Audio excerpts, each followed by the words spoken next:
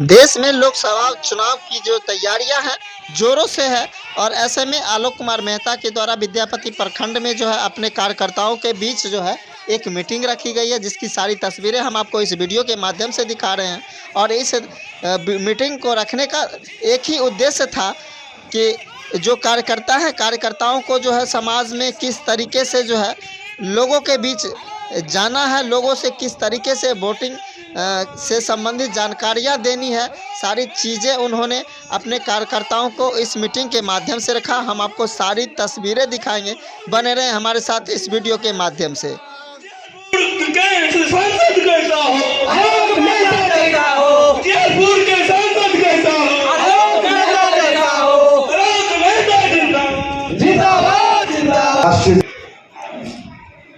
India गठबंधन ने फैसला लिया है कि उजियारपुर संसदीय क्षेत्र से लोकसभा से आलोक कुमार मेहता को उम्मीदवार बनाया जाए। और यह फैसला इसलिए लिया गया है कि आप लोगों और यहाँ की आवाम की मनोभावना को देखते हुए यह फैसला लिया गया।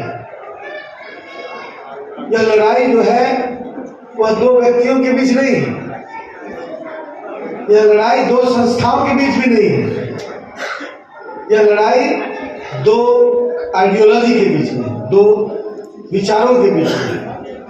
और यह लड़ाई इस देश के अस्तित्व, इस देश के प्रजातांत्रिक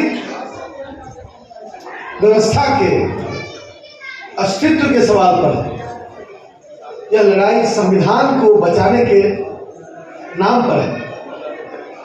और ये दोनों इतनी गंभीर चीजें हैं जिनको शायद हम भी बहुत हद तक समझ पा रहे हैं, लेकिन हमारे गांव के छोटे,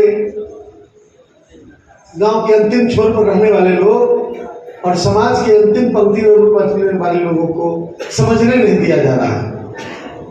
ऐसा इसलिए किया जा रहा है कि चुने हुए पत्रिकाओं और मीडिया के घरानों को डराकर या उस पर कब्जा करके लोगों तक बात को नहीं पहुंचने दी जा रही है। कई टीवी चैनल को खोलिए, लगेगा कि एक पार्टी का प्रचार हो रहा है और सुनाते सुनाते झूठ का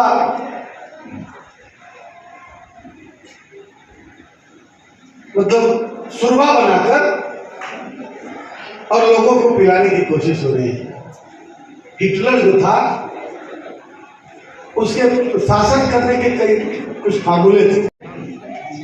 दूसरी बात कि जिस पर शासन करना है, जिसका शोषण करना है, उसको हैंड टू माउथ करना।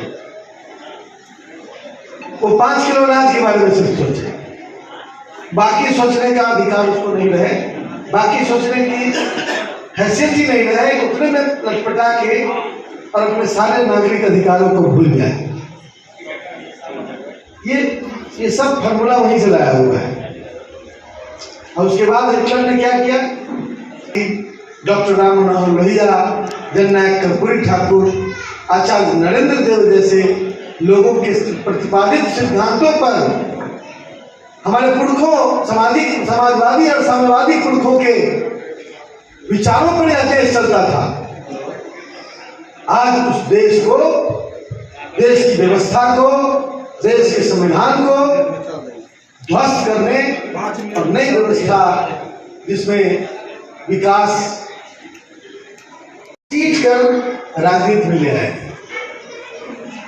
धर्म का बहुत ऊंचा स्थान, धर्म का संबंध आध्यात्म से, उसको घसीट कर राजनीति के दलदल में ले आएगा। तो ये तमाम चीजें जो घटनाक्रम रही है, बहुत समझने वाले लोग समझ रहे हैं। आप गांव में जब जाएंगे तो आपको सुनकर आश्चर्य होगा कि आप अपेक्षा नहीं कर रहे थे कि वो आदमी हमें वोट दे सकता है, लेकिन वो आदमी। अभी जो यहाँ पे मीटिंग रखी गई थी, क्या कुछ उद्देश्य है इस मीटिंग को लेकर? देखिए, सबसे पहले तो आपका बहुत बहुत धन्यवाद। आपको भी बहुत बहुत धन्यवाद। माध्यम से ही जो है सो कहीं भी प्रोग्राम होता है, कहीं भी मीटिंग होता है, तो आप लोग के माध्यम से ही पब्लिक तक जाता है जी। तो आप लोग का भी बहुत बहुत धन्यवाद। आज का जो यहाँ पे मीटिंग रखा गया, सभा रखा गया,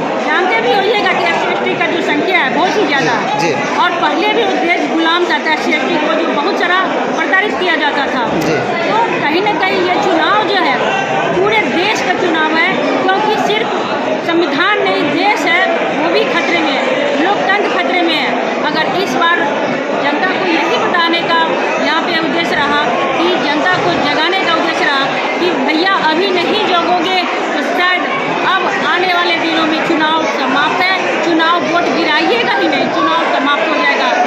और लोकतंत्र जब समाप्त हो जाएगा तो आप लोग अपने अधिकार के लिए न कहीं बोल पाइएगा न कुछ। तो यही सब मुद्दाएं रही है। इस बार जो है नित्यानंद राय आज नॉमिनेशन करवाए हैं और लगातार तीसरी बार इनका जो है यहाँ पे नॉमिनेशन हुआ है, तो क्या लगता है कि ये जीत की हैट्रिक लगाएंगे या फिर पीछे जाएंगे?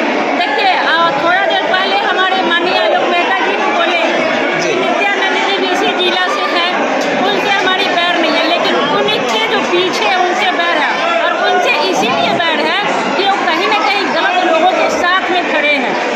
तो इस बार जो है वो उड़ जाएंगे हवा में, क्योंकि ये संविधान खतरे में आ गया तो हर एक जनता जग गया है।